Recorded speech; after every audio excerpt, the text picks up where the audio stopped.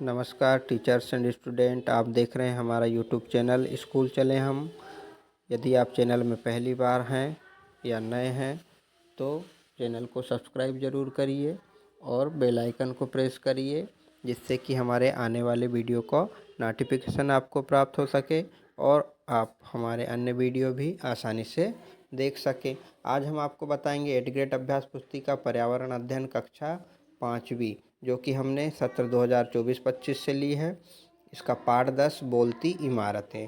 तो हम पाठ 10 शुरू करते हैं। तो इसमें सबसे पहले हम भूमिका से शुरू करते हैं। कक्षा में आज विद्यार्थी बहुत उत्साहित थे, क्योंकि शिक्षक उनसे सैर पर जाने के विषय में चर्चा कर रहे थे। कोई कह रहा था कि किले की सैर पर जाएंगे, तो कोई म्यूजियम की सैर पर जाना चाहता था। विद्यार्थियों की कक्षा इच्छा जानकर शिक्षक ने दोनों स्थानों पर सैर पर जाने का निर्णय लिया और बताया कि किले की सैर के दौरान उन्हें बहुत सारी जानकारियां प्राप्त होंगी, जैसे किले के आंतरिक बनावट, प्राचीन समय में बिना बिजली के पानी, रोशनी और सुरक्षा आदि की व्यवस्था। म्यूजियम में रखी वस्तुओं को देखकर पता चलेगा कि अतीत में लोग कैसे रहते थे और किन किन चीज़ों का उपयोग करते थे, वे कपड़े कैसे पहनते थे आदि। दूसरे दिन विद्यार्थियों ने अपने शिक्षकों के साथ किले और म्यूजियम की सैर की और उन्हें समझ आया कि यदि ये सब चीज़ें संभाल कर नहीं रखी होती तो हम अतीत के बारे में इतना कुछ कैसे जान पाते।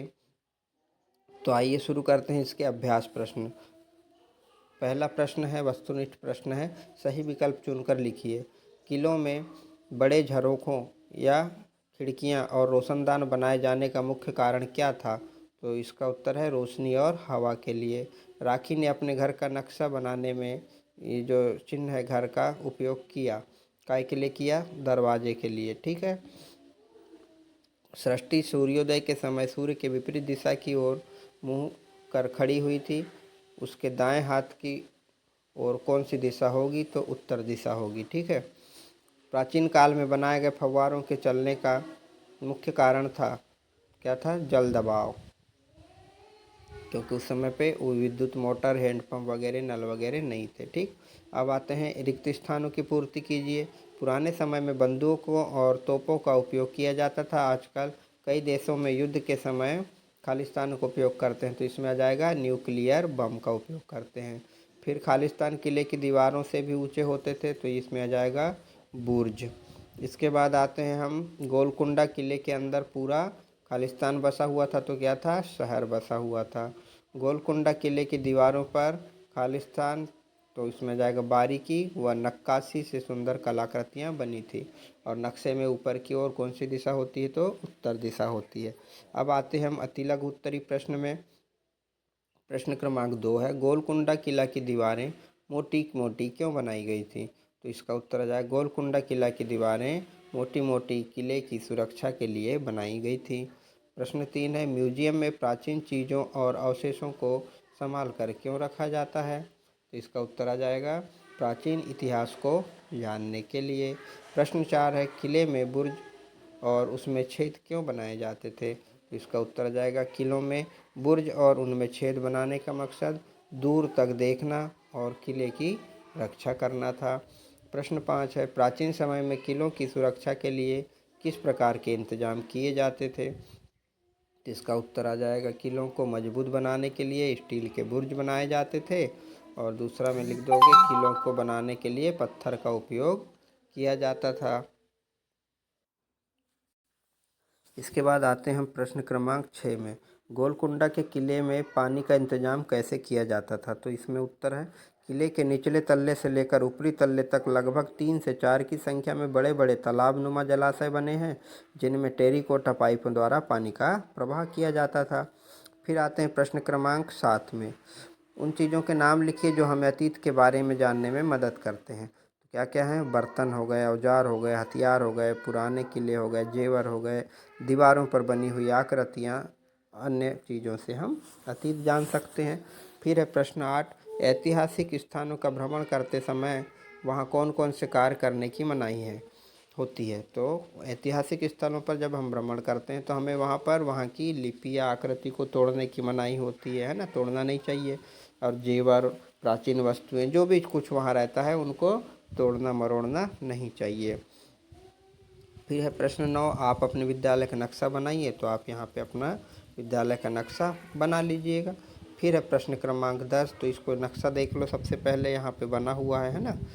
तो नक्शे में क्या दिया है, यहाँ पे सबसे ऊपर दिया है जबलपुर। तो ये नक्शे में ऊपर होती है उत्तर दिशा, है ना। नीचे होती है दक्षिण दिशा, ये हो जाएगी पूर्व और दिशा, और ये हो जाएगी पश्चिम दिशा। ठीक। अब यहाँ पे प्रश्न पढ़ते हैं हम। क्या दिया है प्रश्न, अम्बरीश के घर में से रामू का घर किस दिशा में है। तो अम्बरीश का घर कहाँ है, ये है ना। अगर रामू का घर ये है तो कौन सी दिशा में हो जाएगा, उत्तर दक्षिण। तो दक्षिण ये है, पश्चिम ये है, तो दक्षिण पश्चिम में होगा। ठीक है। फिर है सृष्टि वेयर हाउस से रामू के घर जाने के लिए कौन से स्थान से होकर जाएंगे। तो सृष्टि वेयर हाउस ये रहा, रामू का घर ये रहा, तो कहाँ कहाँ जाएंगे, उदय स्कूल, जिला शिक्षा केंद्र, डाकघर, उसके बाद आएगा रामू का घर। फिर है शासकीय प्राथमिक शाला लूघरवाड़ा दलसागर तालाब के कौन सी दिशा में है। ये हो गया दलसागर तालाब और ये हो गया लूघरवाड़ा। तो इधर है क्या, उत्तर, है ना, और इधर है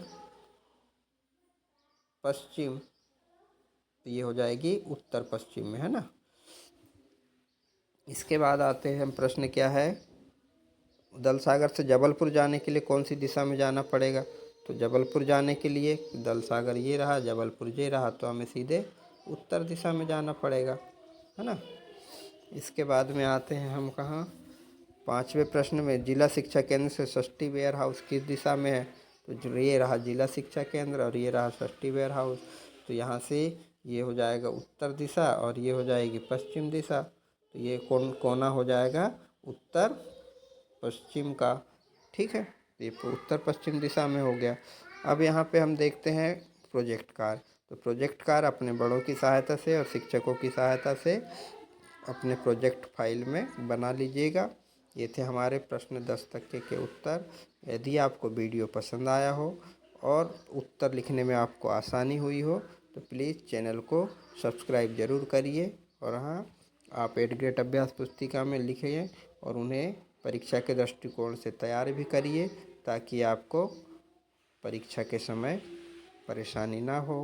और चैनल को सब्सक्राइब करना ना भूलिए। Bye bye.